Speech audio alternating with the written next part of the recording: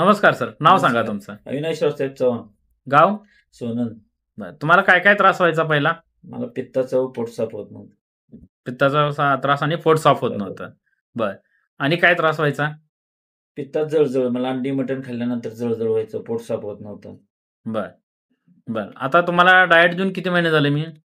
मला 1 महिना झाला 28 तारखेला. 1 महिना झालं. हं. मी गोळ्या औषधं काय दिलेत का तुम्हाला? नाही. काहीच नाही दिलं. बरं, आता त्रास तुमचा कसा आहे? त्रास माझा पूर्ण कमी झालेला आहे. हां. पोट साफ होते, व्यवस्थित जळजळ होत नाही, छातीत काही नाही. काय नाही.